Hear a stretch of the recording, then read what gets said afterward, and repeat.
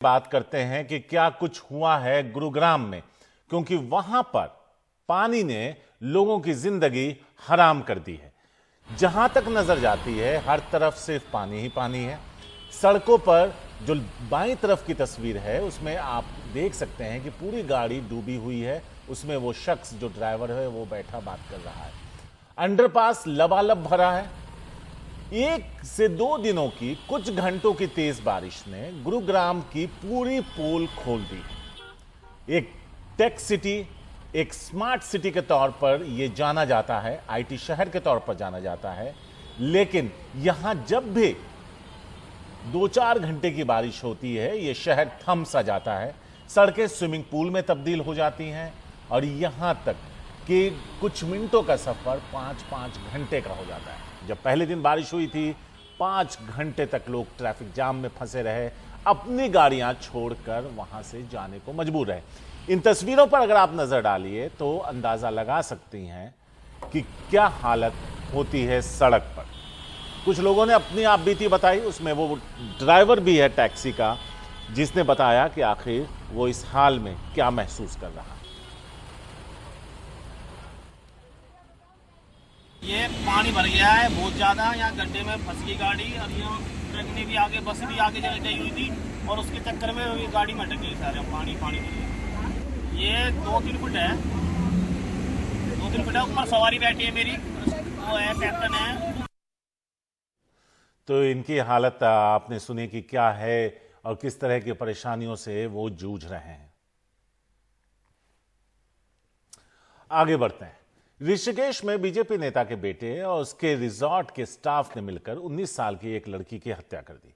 Police ने इस मामले में 3 आरोपियों को गिरफ्तार कर लिया है। रिजॉर्ट पर बुलडोजर चलाया गया है। आरोपी के पिता और उसके राज्य मंत्री भाई को बीजेपी से निष्कासित कर दिया गया है।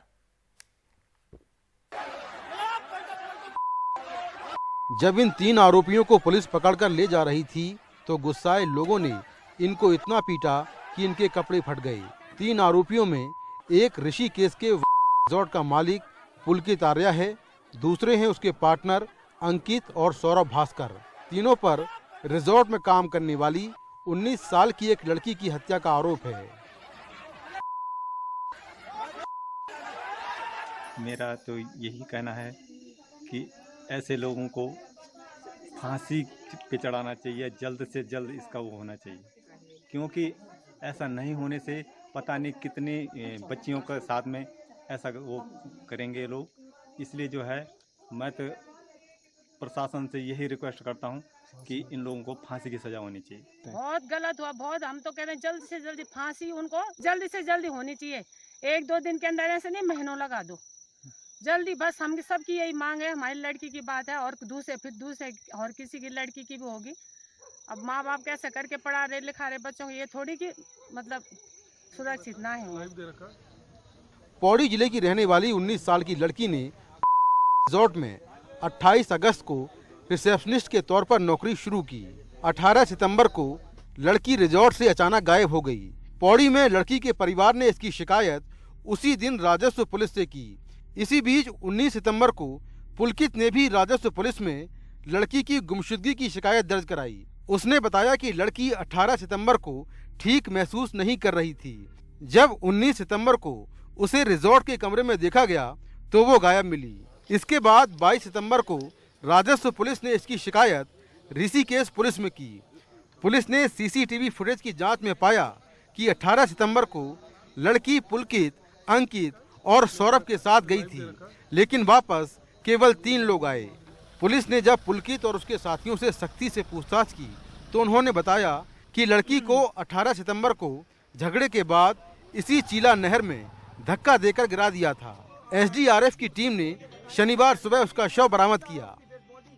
देखिए, लड़की 5-6 दिन पहले मिसिंग हुई थी और एक रिसोर्ट है लक्ष्मण झूला चीला के बीच में।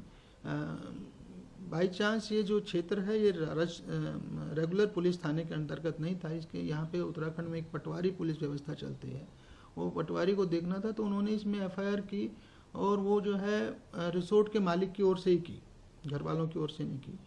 कल ये मामला जो है जिलाधिकारी द्वारा हमारी पुलिस को स्थानांतरित किया गया लक्ष्मण झूला को। 24 घंटे के अंदर ही हमने इसे वर्कआउट कर दिया है और ये जो रिसोर्ट का मालिक है यही इसमें एक्यूज निकला। तो मालिक पुलकित सहित तीनों एक्यूज लोगों को गिरफ्तार कर लिया है। यद्यपि इसमें बाकी कार्रवाई बाकी है और जल्दी वो करा करके भी हम इसको लोगों के सामने रखेंगे। पुलिस अभी तक साफ नहीं कर पाई है कि लड़की को क्यों मारा गया, लेकिन स्थानीय लोगों का कहना है कि लड़की को देह व्यापार में धकेलने के लिए दबाव बनाया जा रहा था। मृतक लड़की के कुछ दोस्तों के साथ चैट भी सामने आए हैं जिसमें वो रिजॉर्ट में खुद को असुरक्षित होने की बात कह रही है।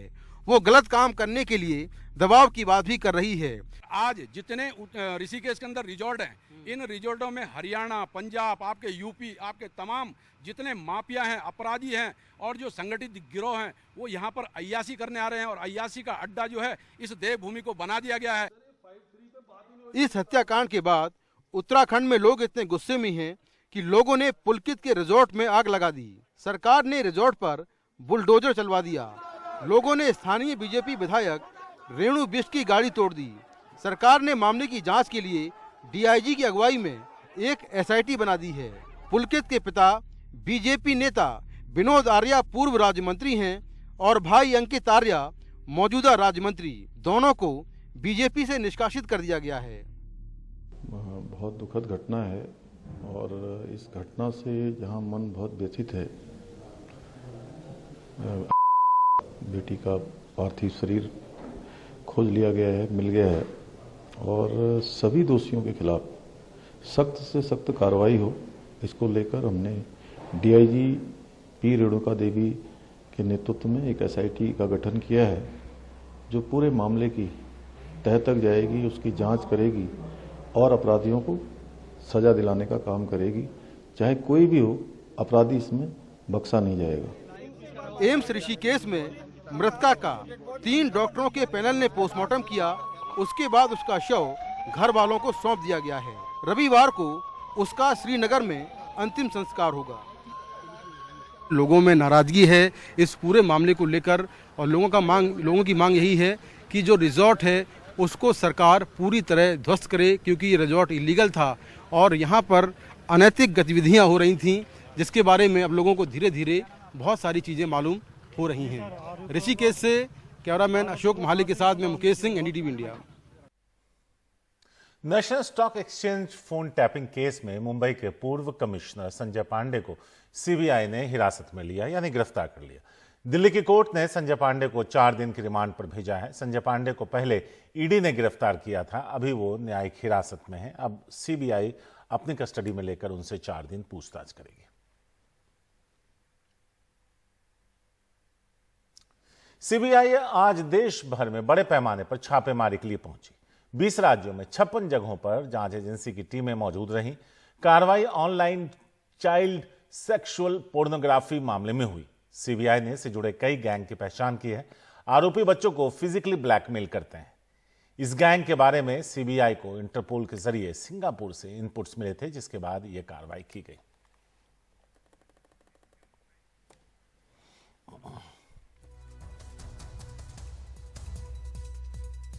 देश के सबसे बड़े मुस्लिम संगठन जमीयत उलेमाए हिंद ने दिल्ली में शनिवार को सद्भावना संसद का आयोजन किया, जिसमें देश भर से आए मौलाना और साधु संत शामिल हुए। जमीयत देश भर में इस साल लगभग 1000 से ज्यादा शहरों में ऐसी सद्भावना संसद का आयोजन करेगा। जमीयत ने यह फैसला संघ प्रमुख मोहन भागवत के मस्जिद और मदरसे के दौरे के बाद लिया। हमारे सहयोगी सौरभ शुक्ला की रिपोर्ट। हम इस वक्त जमीयत उलेमा हिंद में हैं। यहाँ पर एक धर्म संसद, सद्भावना संसद चल रही है। हमने देखा कि मोहन भागवत अभी मस्जिद गए, मदरसे में गए, तो जमीयत ने पहल की है तमाम साधु संत, मौलाना, पढ़े लिखे लोग जमीयत के दफ्तर पहुँचे हैं। उनसे बात करते हैं। हमारे साथ एक ऐसे ही साधु संत हैं। सर, अपना परिचय दीजिए। मैं जगत गुरु रामानुजाचार्य सत्यनारायणाचार्य। आप सर यहाँ पर आए हैं और साथ में मौलाना आपके हैं और आप साथ में खड़े हुए हैं। जमीयत के दफ्तर आए हैं आप, यहाँ मस्जिद भी है। क्या भावनाएं यहाँ पर हैं आपकी? किस मकसद से यहाँ पर पहुँचे हैं आप? तो देश में कैसे चैन अमन कायम हो, और सबके सद्भाव बने रहें, सबके देश में धर्म के नाम पर अखंडता और एकता बनी रहे, धर्म के नाम पर हमें कोई गुमराह ना करे, इस भावना को लेकर के आए। इस भावना को लेकर के आए हैं। ये जमीयत उलेमा हिंद के महासचिव हैं और हकीमुद्दीन साहब, अब आप लोगों की तस्वीरें जो इतना मोहब्बत भरी तस्वीरें हैं, एक साधु बाबा हैं और एक मौलाना साहब हैं, ये क्या संदेश देने की कोशिश कर रहे हैं? हमारे भारत की खूबी है, यहाँ सारा मुल्क जमा है और हम सब लोग इस खुशी में शामिल हैं और यही पैगाम हमारे लिए पूरे मुल्क के लिए जाएगा इंशाअल्लाह। हमने देखा है पहले भी उस दिन मोहन भागवत साहब मस्जिद गए, मदरसे गए और ये आप लोगों ने पहल की है। जमीयत इस सद्भावना संसद के जरिए क्या करना चाह रहे हैं और क्या रोड मैप क्या है आपका? देखिए, हम लोगों ने हर जहाँ जहाँ प्रोग्राम हो रहे हैं उन इलाकों में कमेटियाँ बनाई जा रही हैं। 12 आदमियों की कमेटी है, उसमें 6 मुसलमान 6 हिंदू, तो अब तक 125 जगहों पे कमेटियाँ बन चुकी हैं, 125 जगहों पे।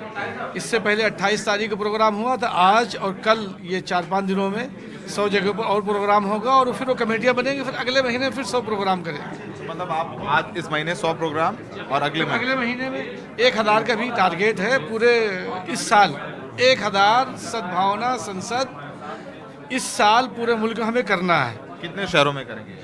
पूरे मुल्क में आहिस्ता आहिस्ता पूरे मुल्क में फैल जाएंगे इस काम को लेके।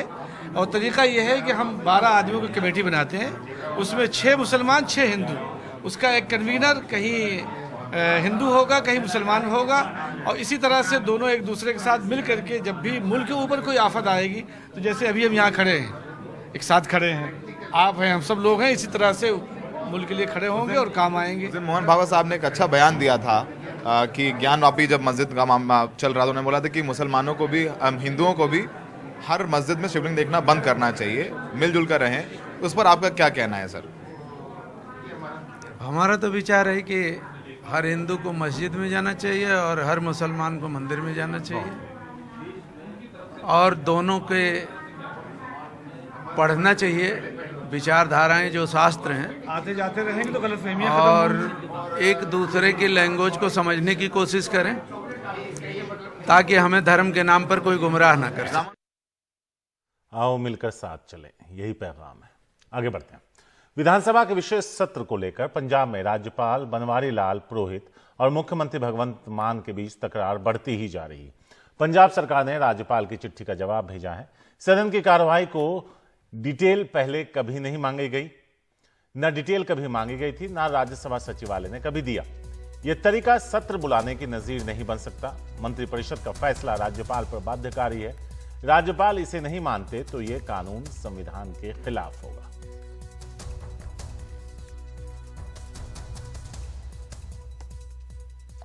दरअसल राज्यपाल ने भगवंत मान को चिट्ठी लिखी थी जिसमें संविधान के आर्टिकल 167 और 168 का जिक्र किया है। आर्टिकल 167 में मुख्यमंत्री की जिम्मेदारी बताई गई है, जिसमें राज्य के सभी प्रशासनिक मामले, विधायी प्रस्ताव और मंत्रिपरिषद के फैसलों की जानकारी राज्यपाल को देने की बात है। इसी चिट्ठी का जवाब पंजाब सरकार ने गवर्नर को भेजा है। इससे पहले पंजाब के मुख्यमंत्री भगवंत मान ने राज्यपाल बनवारी लाल पुरोहित के फैसले पर नाराजगी जताई थी। 27 सितंबर को पंजाब विधानसभा का विशेष सत्र बुलाने के मामले में राज्यपाल ने सत्र के विधायी कार्यों की जानकारी मांगी थी।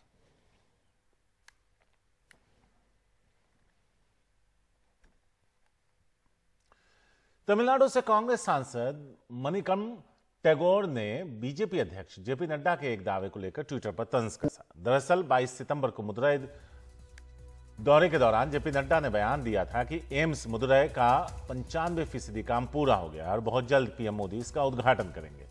मणिकर्णम टैगोर ने जिस जगह एम्स बन रहा है उसकी तस्वीर साझा करते हुए ट्वीट किया और लिखा कि मैं स्थानीय सांसद के साथ इस जगह पर पहुंचा, लेकिन एम्स की इमारत मुझे नहीं मिली, शायद उसे कोई चुरा ले गया है। और अब आपको दिखाते हैं 22 सितंबर को अपने दौरे के दौरान जेपी नड्डा ने क्या कहा था।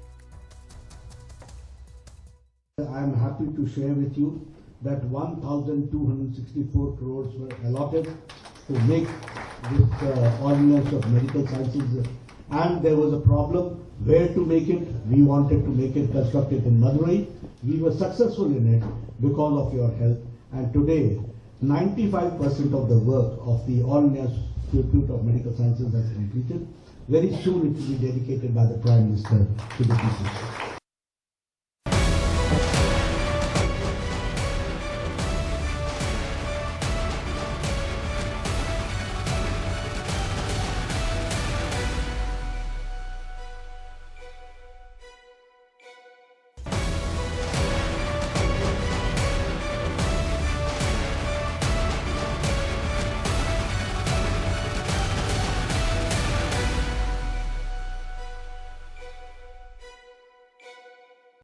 कोलकाता के अलीपुर जेल को संग्रहालय में तब्दील किया जाएगा।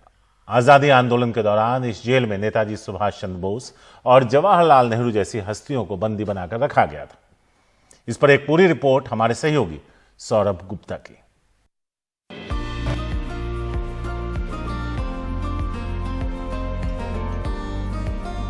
एक जमाने का अलीपुर जेल अब अलीपुर म्यूजियम में बदल चुके हैं। मुख्यमंत्री ममता बनर्जी ने अलीपुर म्यूजियम का लोकार्पण कर चुके हैं। अंदर जो हमारे आजादी का लड़ाई के वीर थे, उनका क्या क्या बलिदान था, उस पर एक एग्जीबिशन लगाया गया है। पब्लिक आके ये एग्जीबिशन देख सकते हैं और आजादी का लड़ाई का कहानी को महसूस कर सकते हैं। आइए चल के देखते हैं अंदर क्या है।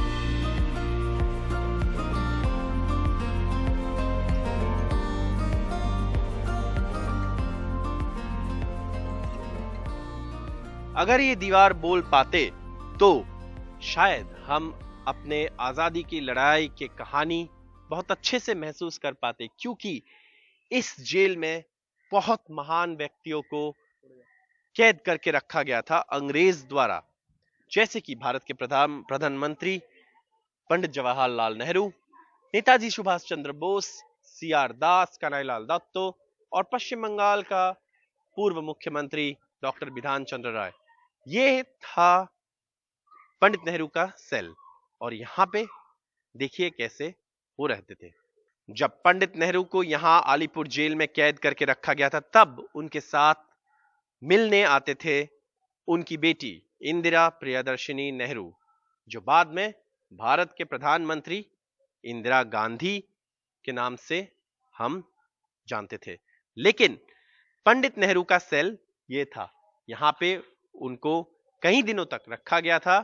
पंडित नेहरू को जेल में इसीलिए रखा गया था क्योंकि वो सिविल डिसोबीडियंस मूवमेंट में हिस्सा लिया था और उनकी बेटी आके उनसे बातचीत करते थे। यहाँ पे आप देख सकते हैं सेल बहुत छोटा है, बहुत ही कम चीजों दिया जाता था उन दिनों में जो कैदी थे यहाँ पे, और एक छोटा सा सेल में भारत के प्रथम प्रधानमंत्री पंडित जवाहरलाल नेहरू यहाँ अलीपुर जेल में रहते थे।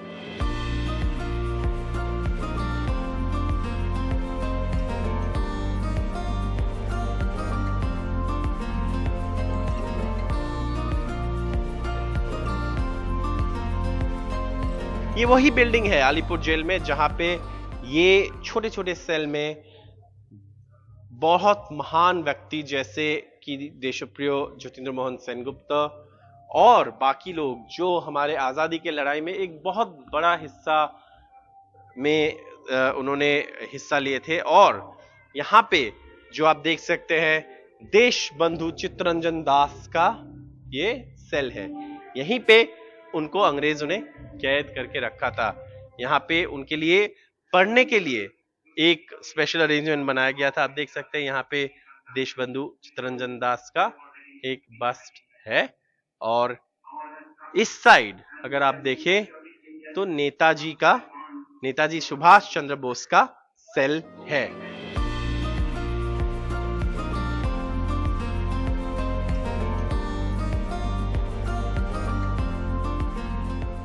तो आप देख सकते हैं ये है सेल जहां पे नेताजी को कैद करके अंग्रेजों ने रखा था। उनका एक यहाँ पे जो स्टैचू है वो रखा गया है ताकि लोग देख पाए कैसा ये सेल था। आप अगर अंदर घुसेंगे तो आपको एक आइडिया मिलेगा कि एक कितना छोटा सेल में इन जो फ्रीडम फाइटर्स थे उनको बंद करके रखे थे। एक ही खिड़की था, ऊपर साइड में कोई खिड़की नहीं था।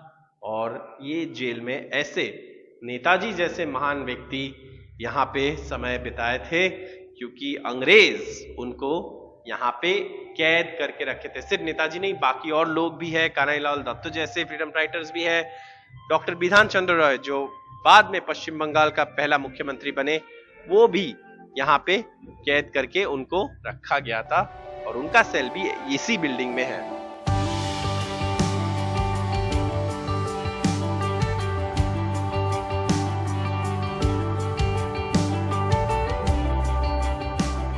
अलीपुर जेल जो अब अलीपुर म्यूजियम है, वहां पे एग्जीबिशन में ये जो फांसी का मंच है वो भी एग्जीबिशन में रखा गया है।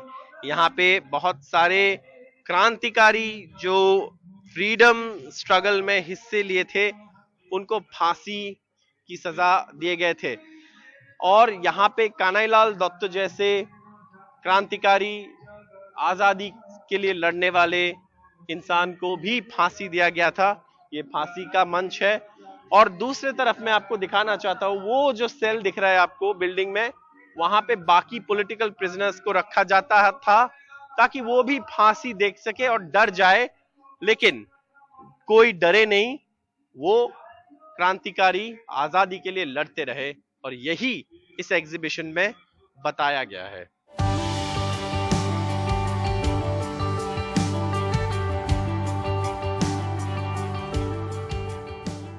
भारत के स्वतंत्रता की लड़ाई की कहानी बहुत बार बताया गया है, लेकिन इस तरीके से कभी नहीं। अलीपुर जेल में जो क्रांतिकारी, जो नेता अंग्रेज द्वारा कैद किए गए थे आजादी की लड़ाई में हिस्सा लेने के लिए, उनकी कहानी अब अलीपुर म्यूजियम द्वारा बताया जा रहा है। कैमरा पर्सन जीडी शंकर और अनिरुद्ध त्रिपाठी के साथ सौरभ गुप्ता, एनडीटीवी इंडिया।